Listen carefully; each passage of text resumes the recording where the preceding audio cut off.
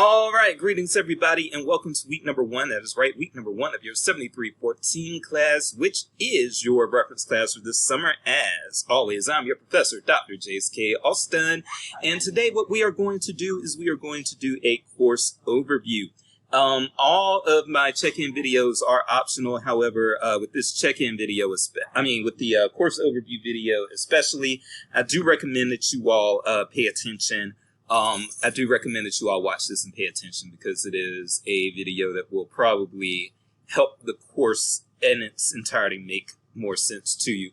So with that said, the first thing that I'm going to do is do a little introduction to myself, and then I'm also going to teach you how to speed up videos. So first things first, again, I am Dr. J.S.K. Austin. Dr. J.S. is what most of the students call me. I came here to the University of Missouri in 2018. Prior to that, I had multiple librarian jobs in public services. I've worked reference at public libraries, at community colleges, at comprehensive teaching institutions, and at research institutions. So I have some varied experiences with librarianship and with providing reference services. I got my first professional librarian job in 2008. So I have been in this field one way or another, either as a practitioner or as an instructor, or as a student. As a PhD student, when I say as a student. So I have been in this field since 2008, or if you count my master's degree work, I've been in this field since 2006. Okay. Previous work experience includes working at UNC Greensboro as a reference librarian in their first diversity resident library, and I also did reference for Forsyth County Public Library in Winston-Salem, North Carolina, and Midlands Technical College in Columbia, South Carolina, and Coastal Carolina University in Myrtle Beach, South Carolina. And then my last professional librarian job was as a reference librarian at UMKC in Kansas City, Missouri. So now that I have said all of those things, let's go ahead and I'm going to show you all how to speed a video up, and then we'll get into the course overview. So let me show you all how to speed a video up. Okay, so I'm originally from the South. I'm originally from Soul City, North Carolina, which does exist. You can look that up.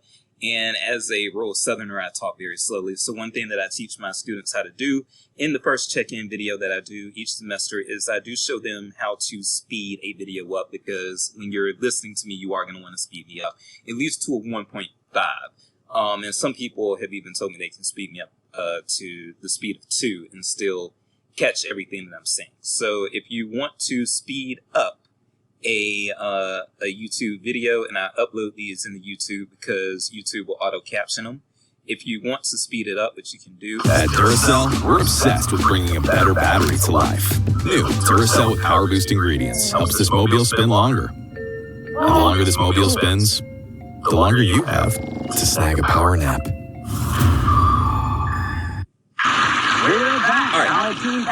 So if you want to speed a video up, what you do is you go to this icon here and push it, and where it says playback speed, again, a lot of people speed me up to a 1.5 and are still able to understand everything that I say. I would recommend at least speeding me up to a 1.25. And by the way, I even get tired of my own videos as far as listening to them, seeing how slow I talk, and being like, okay, when is he going to get through it? So yes, I do recommend you speed it up. Again, these videos are optional. They do help with the course content. They do help with reference in general, delivery of reference service as you are a professional. I would say that about half of my students in the past probably watch the videos and half don't, in the reference class at least. And it really doesn't affect your grades. It's just that, because I can't say that those who watch the videos do better or worse. But what I would say is that there has been research shown that one thing that people look for when they take graduate level classes is they're looking for that connection with their instructor, with their professor. They're looking for a dialogue. They're looking for just a unique opportunity to actually talk to somebody who is teaching and who has been in the field for a long time, which again, I've been in the field since 2008. So having said that, yes. So as you can So see, showing the non-aggression pack, we're about to play Fast Money. Sandra, you have 15 seconds to answer these questions and win $10,000. I'm so nervous. Can you imagine what I can do with $10,000? Yeah, pay for your funeral. all right, so you see how much faster things got when I actually sped that up. And so again, I recommend you speed up the videos if you decide to watch them. All right. So enough with that. Let's go ahead and get into the course overview itself. This will probably take about 30 minutes unsped up. So this will be probably a 35-minute video total. And some of the other videos, I won't lie, are going to be that long as well. When I can, I try to keep the videos at around a 20 to 25-minute length, but that's not always possible. All right, so let's go ahead and dive into the course content so that you can see what's going to be expected of you. All right, so welcome to your reference class, and we are actually going to go into the student view. Actually, no, let me not go into the student view. Let me just explain from here. So I'm going to go through the syllabus, then I'm going to go through our assignments and some discussion and some other things. Give me one moment. All right, so let's go ahead and, like I said, let's look at the syllabus first, and let's look at announcements first, then we'll go into syllabus and some other things here. So for the announcements, for one thing, I do need you all to go ahead and, do your introductory post, and that way I can assign you with a partner. I think I've gotten almost everybody now, but there's still a few that are outstanding, and these partners are for your virtual reference practice assignment, and we will get into that a little deeper in a few minutes. But what I want you all to do is, once you have been assigned your partner, go ahead and reach out to them. Use the directory to find their email. The assignment is due very soon because this is only an 8-week course. So the virtual reference practice paper is actually going to be due on June the 26th. So you are looking at 2 weeks from Sunday. So go ahead, reach out to your partner, try to establish a rapport with your partner so that you'll be ready to dive into that assignment and get it turned in on time. The other announcement that we've had so far is just a welcome. One thing that I want to explain to you all is because the summer class is 8 weeks instead of 15 weeks. Spring and fall classes are 15 weeks. Summer classes are 8 weeks. So because summer classes are 8 weeks, we have basically 2 weeks combined into one every single week, except for the last week, which would be week number 15. Normally, it'll be week number 8 with us, but on that week, you'll just have 1 module. But for the rest of the course, you will have 2 modules each week. And so make sure that what you're doing is make sure that you're completing all the work within both modules by Sunday night.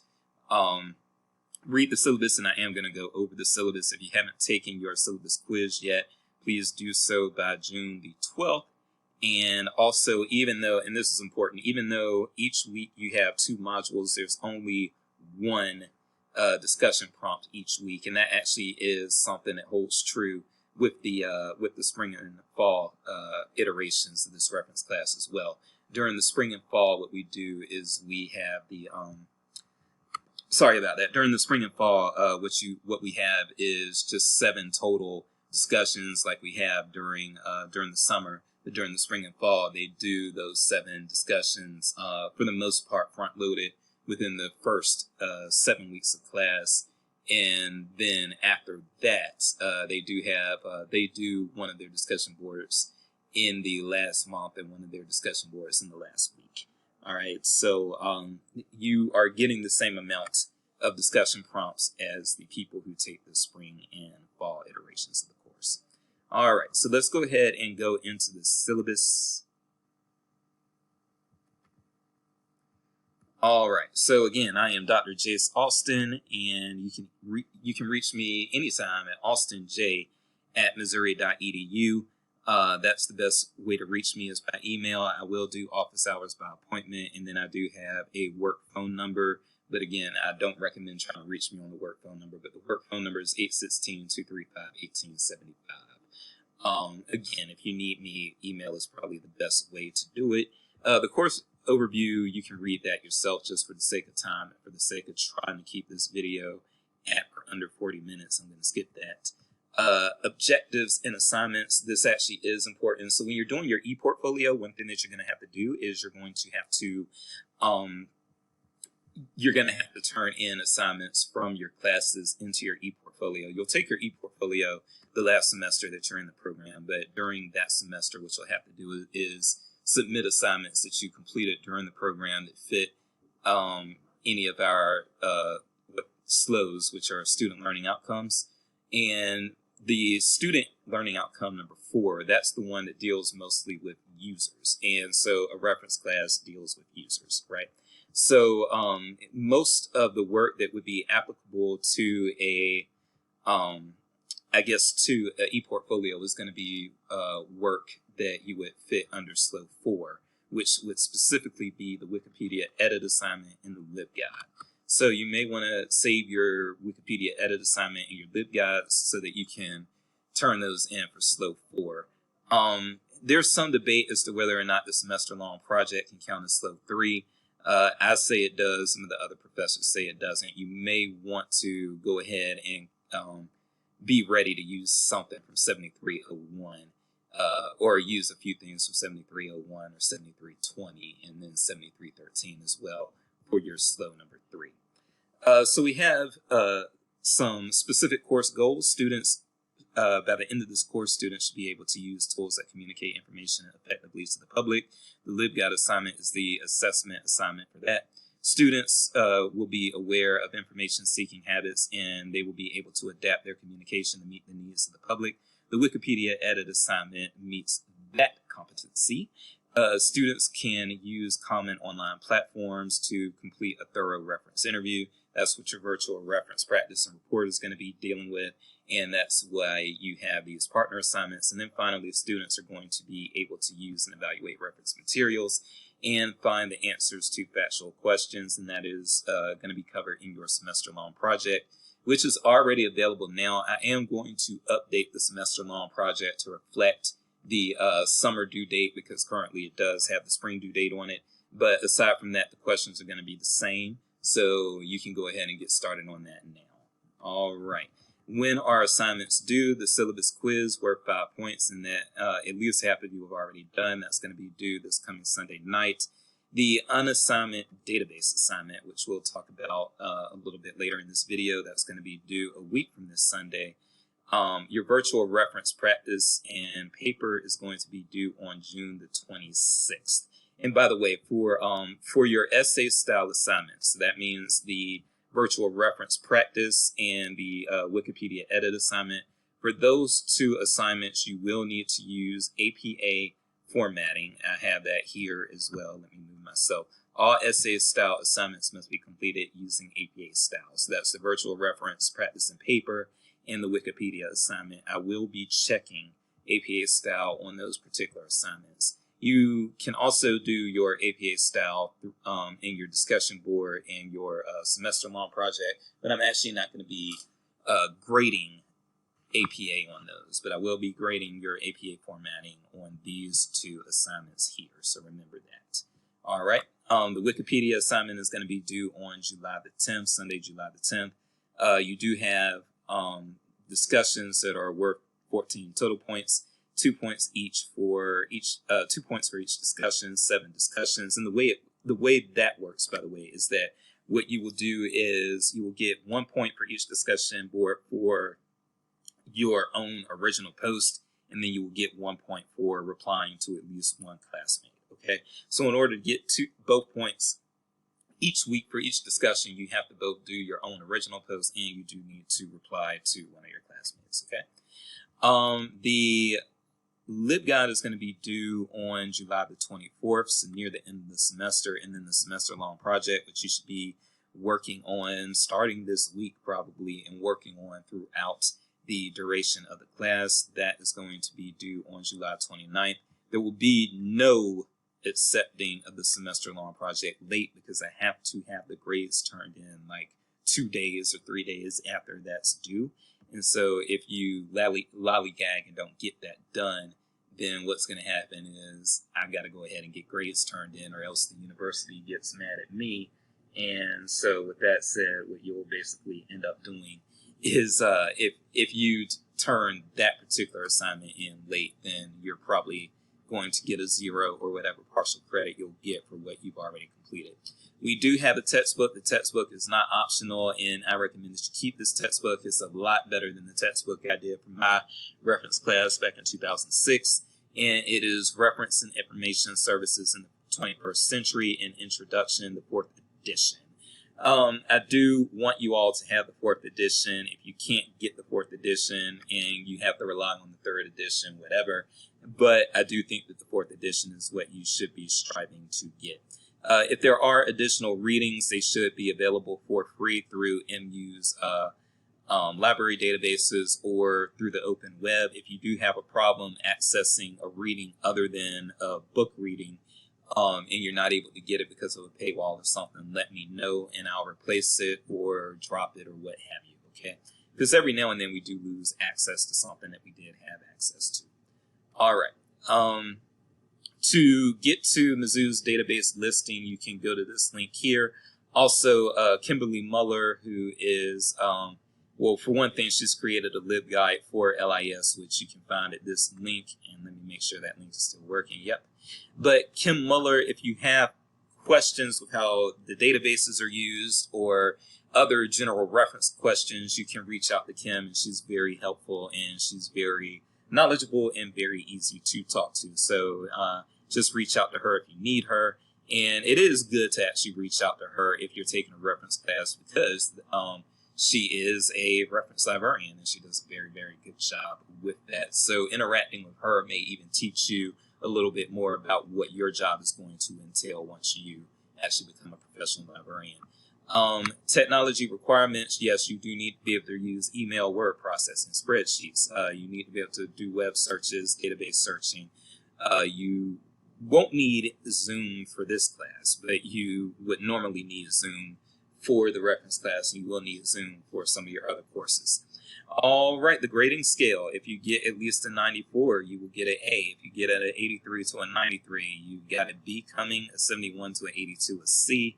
Below 70 points or at 70 points, you get an F. That's inadequate performance. Also, I reserve the right to award pluses or minuses depending on exceptional effort or exceptional lack of effort for any letter grade range other than the F range.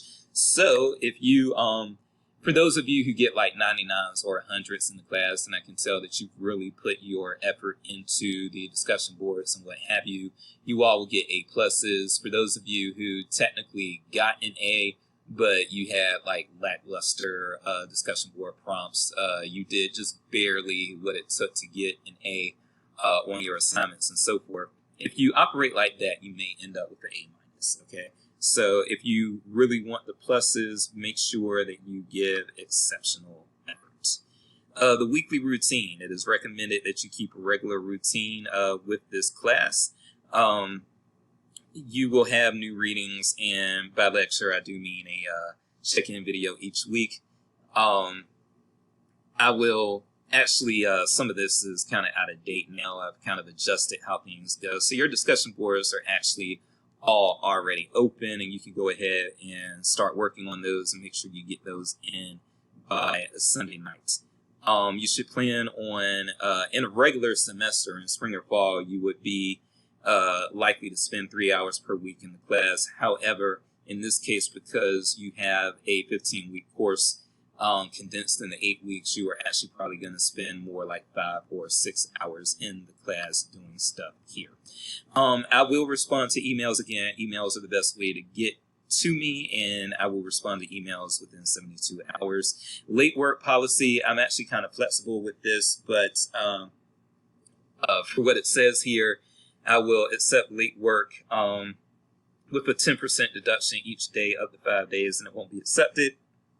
And you must contact your instructor before you plan to turn in a late assignment unless you are in the hospital or in jail. There is no makeup for missed discussion weeks. I do need to make sure that is known. So keep up with your discussions. I won't let you do your discussions later. That's just not how we roll. All right, so with the course calendar, I am not going to go through these items bit by bit, but I am going to scroll through them, and I'm going to just highlight that, as you'll see, there is a week assigned with each module here.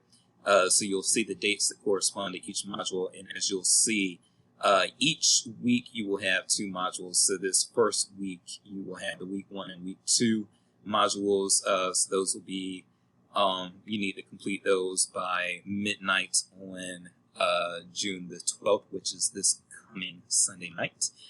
As you can see, so weeks 3 and 4 start on June the 13th, weeks 5 and 6 on June the 21st, weeks 7 and 8 on June the 27th, weeks 9 and 10 on July 5th, weeks 11 and 12 on July 11th, weeks 13 and 14 on July 18th, and week 15 on July the 25th.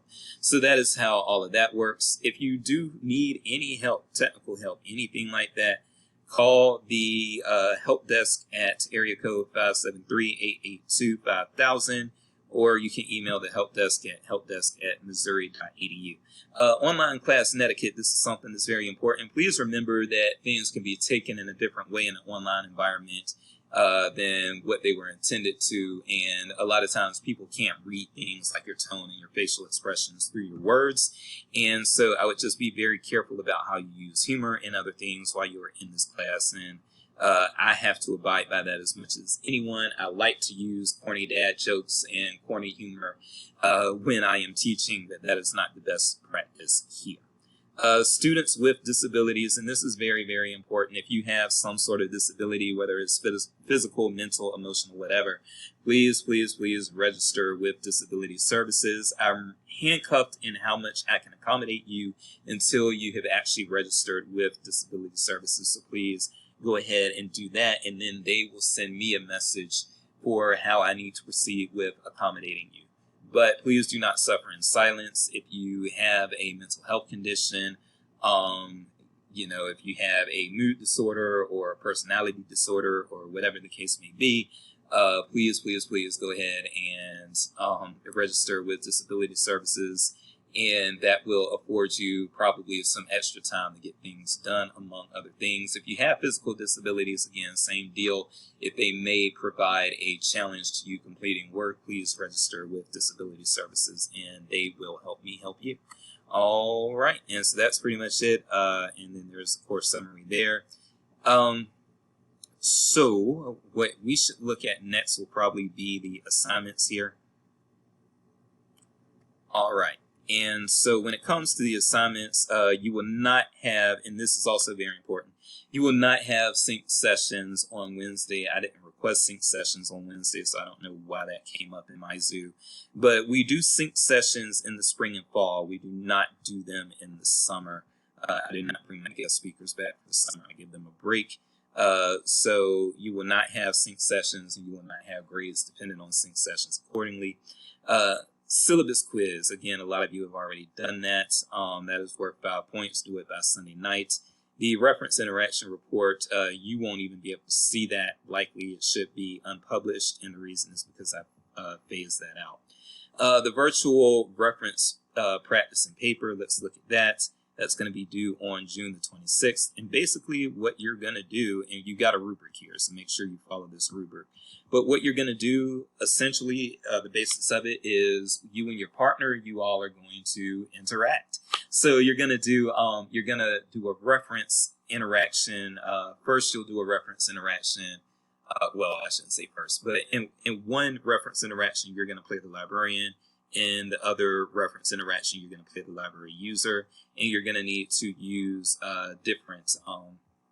I would recommend using maybe Zoom for one interaction, and then use maybe either email or some chat service for the second interaction. And then you're going to need to submit the full 4 to 5 page paper. You will need to cite sources, and you will need to have proper APA.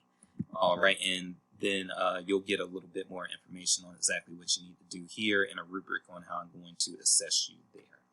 All right, so that again is due on June the 26th. Go ahead again and reach out to your partners now so that you can go ahead and get started on that. The unassignment again is due on June the 13th. So, I mean, not June the 13th, June the 19th. So that's coming up. And the database unassignment, first of all, you all have been assigned a database to cover. So you'll see your names in this comment here, and you will go ahead and do the database that is assigned to you. Or if you want to switch databases, email me at austinj@missouri.edu, any place, anytime, any town, and I would be willing to, as long as one of your classmates doesn't have it, I will probably be willing to allow you to swap your database out with another one. And what you're going to do, you're going to use this format here. So basically what you can do is basically just copy and paste this. And what you can do is replace the information that I put in for cables and replace that information with the information for your own database, okay? And make sure you do all of these fields, including of note. For some reason, people leave of note off sometimes, but make sure you do an of note field as well.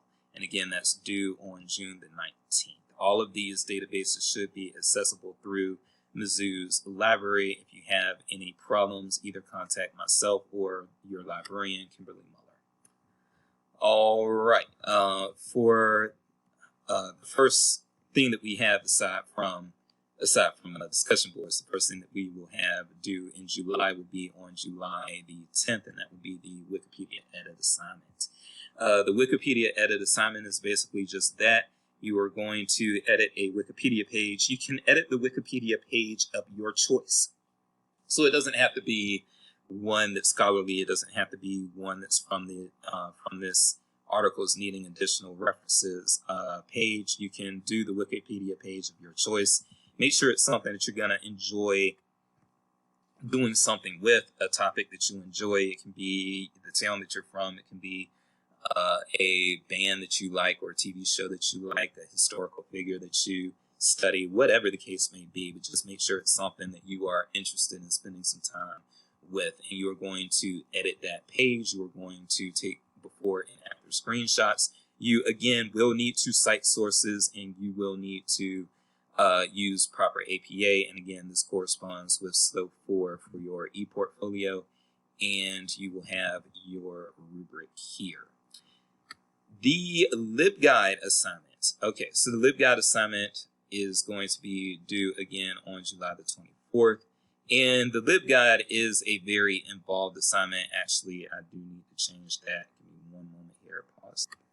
All right, sorry about that. So yes, the in every reference class you're required in the country that is ALA accredited, you're required to do some sort of Pathfinder.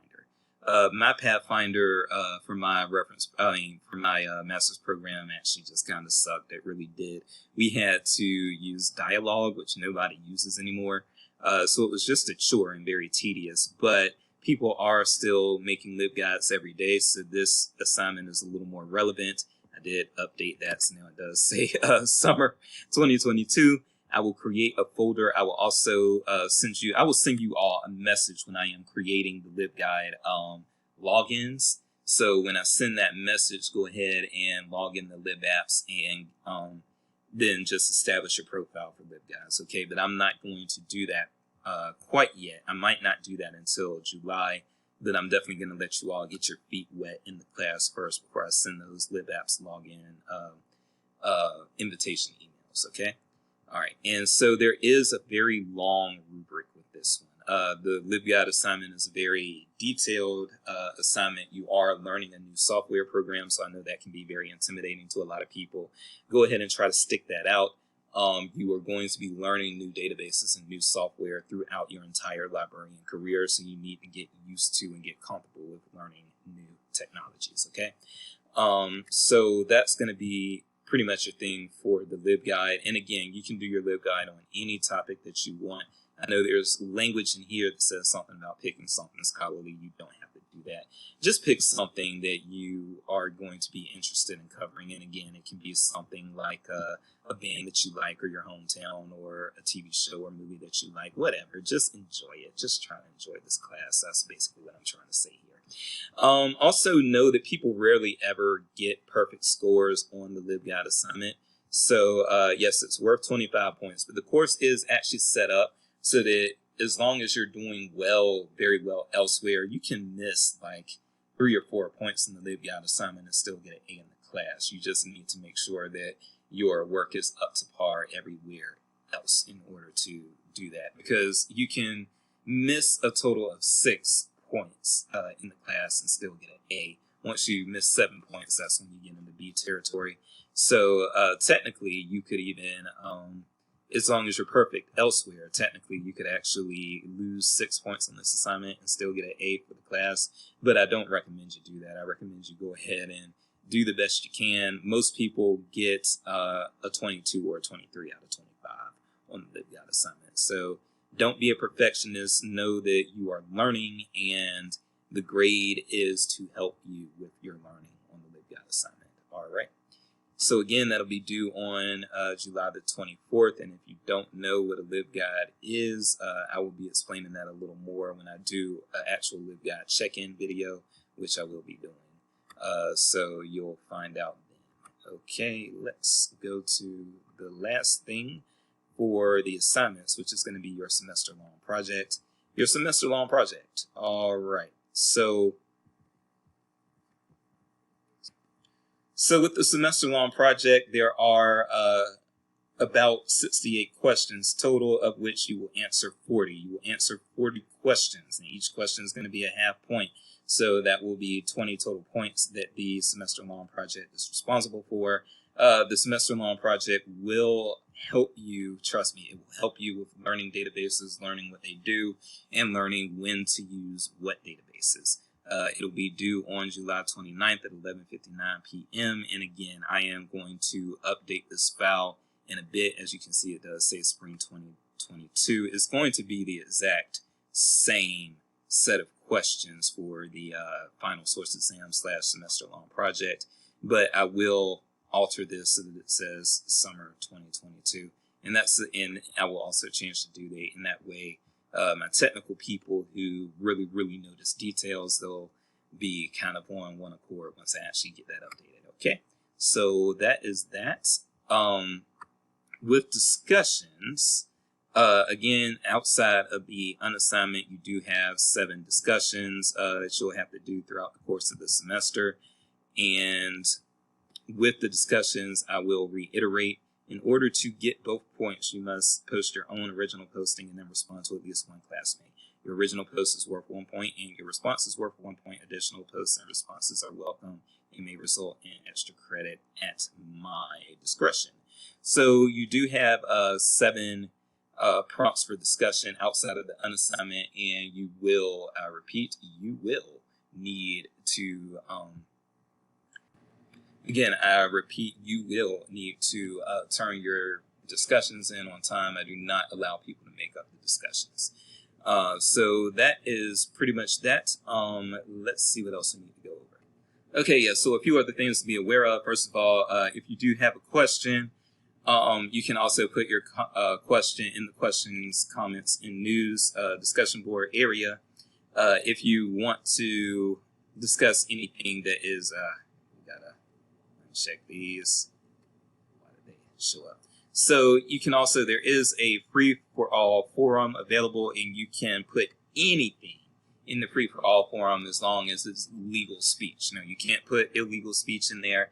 And then also, I am not going to allow you to defame your classmates or say anything dirty or nasty about people who are not public figures in the free-for-all area. But aside from that, just keep it kind of clean. Don't make yourself look bad. That's basically it. But you can talk about sports. You can talk about activities you like. The free-for-all is basically where you can go in order to just kind of meet your classmates informally, learn a little bit more about them, and when learning a little bit more about them, hopefully also that translates into you networking, maybe adding them on LinkedIn or following them on Twitter or something, and that is how you network. Do not wait until you have your degree to network. Start networking now. That is what I recommend, and I started networking in graduate school, and that is part of the reason why I was able to get where I am. A few other things that I want to mention, and again, so I should be able to get this done by 40 minutes, by the 40-minute mark. So a few last things that I do want to mention here. First of all, I want to again reiterate that I am human. Okay, I am human. So even though I have a lot of cover your ass language basically in the syllabus, if you do have things come up, just talk to me. Email me and we'll talk it out. So if you, for instance, even if you need to turn some work in late, but it's not because you're sick and it's not because you're in jail or something, but like, let's say a pet died or a friend died or something like that on the due date or the Saturday before the due date, you can just email me and be like, yo, Dr. Jace, my cat died, my dog died, my friend from third grade died, and, I just don't have it in me to actually do the work right now. I will extend you. It doesn't even have to be anything bad. If you get married on a Saturday, let me know, and I will extend you. I'm not going to expect you to turn in an assignment on Sunday after you got married on Saturday. You know what I'm saying? Enjoy your life. I do not want to take enjoyment of your life away from you. Another thing that I want to mention is, I'm willing to go there. I'm not one of these people that's avoidant on these topics. So, I'm just going to keep it real and say I am already aware. As a Southerner, I am already aware that a lot of you all in the Midwest are just, a lot of people in the Midwest are just not used to, I'm just going to come out and say it, not used to black people, or not used to people of color or things of that nature, right? So when I look at my teaching evaluations every semester, and I will say that with my teaching evaluations, I think a lot of times there's a lot of coded language. There are a lot of people basically voicing discomfort with my ethnicity. But they're not saying, oh, he makes me uncomfortable because he's black. They're saying things like, oh, he's aggressive. Oh, he's abrasive. He's defensive. They're saying everything they can in order to not say, oh, he's black and that makes me uncomfortable. But I get these things about discomfort in my teaching evaluations here in the Midwest that I never got when I was in the South. I used to adjunct for the University of South Carolina when I was working on my PhD there, and I never got that kind of feedback in the South. But, South Carolina has one of the highest percentages of black population that you'll find in the country. And a lot of my students in South Carolina, they'd had black teachers before, even if they were white. Whereas one thing that I've also noticed is a lot of people here in the Midwest, they've never had a black teacher or a black professor or a black authority figure before. So having said that, one thing that I'll tell all of my classes is, I'm not as scary as I might seem. Don't get into this thing where you're scared to approach me because you think I'm aggressive or abrasive or whatever the case may be. I do believe in tough love. I'm a Southerner. I'm a blue-collar Southerner, so I do believe in tough love. I do believe in keeping it real. I don't believe in sugarcoating. I believe in telling it like it is. I believe in saying what you mean. You know what I'm saying? So having said that, yes, that being forward and being direct is something that it weirds me out. But when I came to the Midwest, I've noticed that people don't really do that. They talk in very indirect ways, and it's a very passive way of communicating that we have here in the Midwest, and I don't communicate like that. So one thing that I want you all to also keep in mind is that, yes, it may be uncomfortable having your first black teacher, or it may be uncomfortable having somebody as an instructor who's not from the Midwest, who is more direct and who doesn't talk in passive ways. But what I would say is don't be a slave to your fear, basically. So don't be a slave to your fear. I'm actually, when you get past the exterior, I'm a very nice person. I'm very approachable. And those who have given me a chance over the years have said the same, that I'm nice and approachable. But you will have to, when you get into libraries, you will be working with people of different ethnicities from you. You will be working with people who are from different areas of the country, who have different cultures, different religions, etc., etc. You'll have coworkers like that, and you will have patrons like that. So you really need to get over any xenophobia you have, any fear of the unknown that you have, and any hesitance that you have to communicate with people who are of different races or who are from different regions or who communicate differently. I would just advise you all to grow out of it, because there is a very diverse world out here.